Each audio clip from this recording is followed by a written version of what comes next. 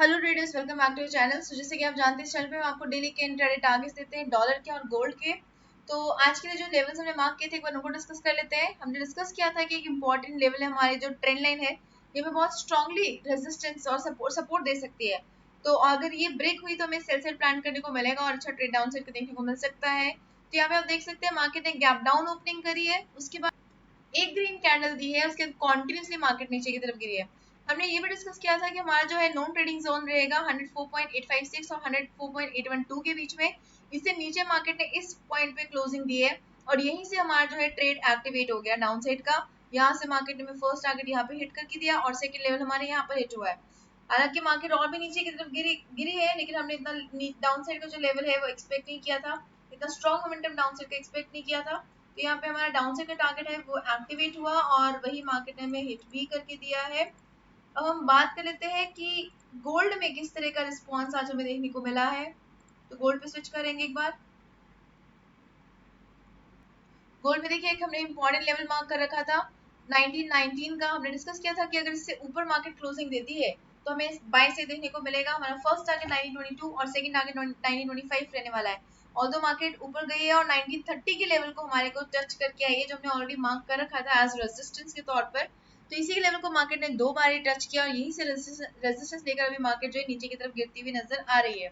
Day के chart पे अगर हम चलते हैं तो यहाँ पे देखिए मार्केट रेजिस्टेंस लेकर नीचे की तरफ ऑलरेडी गिरना शुरू हो चुकी है और यहाँ पर एक स्ट्रॉन्ग सपोर्ट बन रहा है। इस लेवल को हम थोड़ा सा थिक कर लेते हैं ताकि हमें क्लियरली आइडेंटिफाइड रहे। ये यहाँ पर रेजिस्टेंस देखने को मिला था और अभी यहाँ पर मार्केट जो है पिछले 4 दिनों से सपोर्ट लेती हुई नजर आ रही है। अब वापस 1 आवर के चार्ट पे स्विच करते हैं और देखिए यहाँ पे अपसाइड के टारगेट एक्टिवेट होते हैं, वही मार्केट ने हमें हिट भी करके दिए हैं। तो आई होप अगर आपने इन लेवल्स को ध्यान में रखते हुए ट्रेड प्लान किया होगा तो जरूर ही आपने प्रॉफिट अर्न किया होगा। हम डॉलर इंडेक्स पे स्विच करते हैं और कल के लिए बात करते हैं कि कल क्या लेवल्स हमारे रह सकते हैं।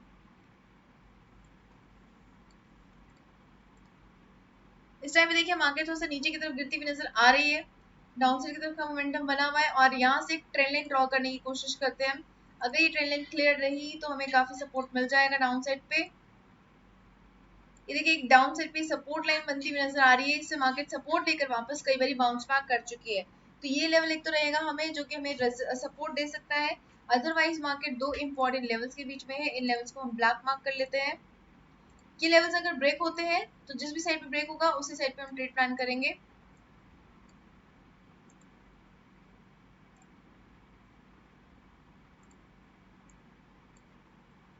अगर मार्केट ने 104.625 को ब्रेक किया तो 104.725 हमारा फर्स्ट टारगेट रहेगा। इसको ब्रेक करने के बाद 104.812 हमारा नेक्स्ट टारगेट रहेगा। इसके बाद इन दोनों लेवल्स के बीच में जो है हमें कोई ट्रेड प्लान नहीं करना है, क्योंकि ये लेवल देख सकते हैं हम यहाँ पर कि मार्केट ने कितनी बारी छोटी छोटी सी कैंडल्स देकर यहीं पे क्लोजिंग दे दी है। यहाँ पर भी मार्केट जो है थोड़ी सी देर यहीं पर ही स्टक हो गई थी। तो यहाँ पे हो सकता है मार्केट स्टक हो जाए, तो हमें लगेगा कि अपसाइड का ट्रेड बन गया है, हम एक्टिवेट कर लेते हैं। लेकिन हमें एंट्री नहीं लेनी है, हमें तभी एंट्री लेनी है जब मार्केट 104.856 के ऊपर क्लोजिंग देती है। अगर इससे ऊपर क्लोजिंग देती है तो हमें बाई साइड का ट्रेड देखने को मिलेगा 104.953 का। एक बार पिवट्स ऑन करके देख लेते हैं, यहाँ पर हमें एक रेजिस्टेंस भी देखने को मिल रहा है, बट ऑल्दो ये हमें जो है हमारा सपोर्ट ही है, यहाँ पर रेजिस्टेंस है ये हमें। इसको थोड़ा सा मॉडिफाई करके हम पिवट की तरफ पास रख लेते हैं। ये हमारा टारगेट जो है थोड़ा सा मॉडिफाई हो गया, 104.739 हमारा अपसाइड का फर्स्ट टारगेट बन गया है।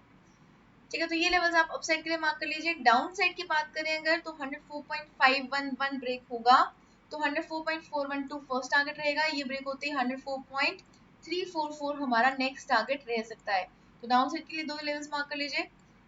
सिंपल लैंग्वेज में बात करते हैं, 104.625 ब्रेक हुआ तो अपसाइड के दो टारगेट्स देखने को मिलेंगे। ये भी हमारा टारगेट है, इसको हम ग्रीन मार्क करते हैं और ये हमारा डिसिसिव लेवल है, इसको ब्लैक मार्क करेंगे। इससे ऊपर जाएगी मार्केट अगर क्लोजिंग देगी तभी हमें इससे ऊपर का ट्रेड प्लान करना है, अदरवाइज हम इससे ऊपर ट्रेड प्लान नहीं करेंगे। डाउन साइड के लिए अगर 104.511 ब्रेक करती है तो हमें सेल प्लान करना है। डाउन साइड पे हमारे पास एक ट्रेंड लाइन भी है जो कि मार्केट को सपोर्ट दे सकती है। तो अगर ये ब्रेक करके यहाँ पर आता है तो यहीं पर ही हमें एग्जिट ले लेना है, हमें इस लेवल को टच होने की वेट नहीं करनी है। तो ये थोड़ा सा ध्यान में रख के आप ट्रेड प्लान कीजिएगा, आपको जरूर प्रॉफिट अर्न होगा। अब हम बात करते हैं गोल्ड की कि गोल्ड में किस तरह का मोमेंटम आ सकता है कल। ऑल्दो मार्केट जो है यहाँ पर नीचे की तरफ गिरती हुई नजर आ रही है इस टाइम पर, क्योंकि मार्केट ऊपर से बहुत स्ट्रांगली रेजिस्टेंस फेस कर चुकी है। तो अभी फिलहाल के लिए मोस्ट इम्पोर्टेंटली मार्केट नीचे की तरफ आ सकती है, तो हमारा अप से डाउन साइड का जो टारगेट बन रहा है वो सबसे पहले 1920 का बन रहा है। 1920 अगर ब्रेक हुआ तो हमें जो नेक्स्ट लेवल देखने को मिलेगा वो मिलेगा 18.299। इसके बाद नेक्स्ट टारगेट रहेगा 1916 का, और अपसाइड के लिए हमारे पास 1922.986 का लेवल है, ये डिसेसिव लेवल रहने वाला है। ये ब्रेक हुआ तो 1925 फर्स्ट टारगेट, 1926 सेकंड टारगेट, और इसको भी ब्रेक कर दिया तो हमें एक छोटा टारगेट और देखने को मिलेगा अराउंड 1928 के पास। तो 1928 हमारा थर्ड टारगेट रह सकता है। तो हमारे डिसेसिव लेवल्स ब्लैक है और हमारे जो टारगेट लेवल्स हैं उनको हम ग्रीन मार्क कर देते हैं। अगर 1922 टूटा तो हमें बाय साइड ब्रेक करना है, और अगर 1920 ब्रेक हुआ तो हमें सेल साइड प्लान करना है। तो इन चीज़ों को आप ध्यान में रखिएगा। हम बात कर लेते हैं फंडामेंटल एनालिसिस की, लेकिन आगे बढ़ने से पहले अगर आप कोई स्ट्रैटेजी यूज़ करना चाहते हैं जो आपको सपोर्ट करे, हेल्प करे, तो EMA की बहुत स्ट्रॉन्ग स्ट्रैटेजी है और बहुत ही फ्रूटफुल स्ट्रैटेजी है। आप उसको यूज़ कर सकते हैं। उसका लिंक आपको डिस्क्रिप्शन बॉक्स में मिल जाएगा, प्लस उसका लिंक जो है ऊपर आई बटन आपको दिख रहा है उसके ऊपर भी आप क्लिक करेंगे तो भी आपको वो लिंक मिल जाएगा। उसको आप यूज़ कीजिए, उसके जो इंडिकेटर्स हैं उसको आप अप्लाई कर सकते हैं ट्रेडिंग व्यू पे बहुत इजीली, और जैसे ही उसके कंडीशंस फुलफिल होती हैं आप उसमें एंट्री कर सकते हैं। तो अब हम बात कर लेते हैं फंडामेंटल एनालिसिस की। तो कल जो है छोटे छोटे से टारगेट्स आ रहे हैं, छोटे छोटे से ट्रेड्स और छोटे छोटे से हमें डाटा आ रहा है, तो उसकी वजह से हमें थोड़ा थोड़ा सा मोमेंटम मार्केट में देखने को मिल सकता है। उसके लिए आप कंप्लीट डिटेल एनालिसिस के लिए आप गो थ्रू कीजिए हमारी डाटा एनालिसिस की वीडियो को। लेकिन 11:30 बजे जो है GBP का डाटा आने वाला है। इस टाइम पे आपको GBP USD में एक ट्रेड देखने को मिल सकता है, लेकिन यहाँ पे आपको थोड़ा सा कॉशियसली ट्रेड प्लान करना होगा क्योंकि दो फिगर्स हैं हमारे पास, एक एवरेज अर्निंग्स का है, एक एम्प्लॉयमेंट रेट का है। तो एवरेज अर्निंग्स जितनी ज्यादा बढ़ी हुई आती है, यानी कि 8.2 है, 8.2 है, यहाँ पे 8.3 आ जाता है, तो यानी कि GBP ऊपर की तरफ इस केस में बढ़ सकता है।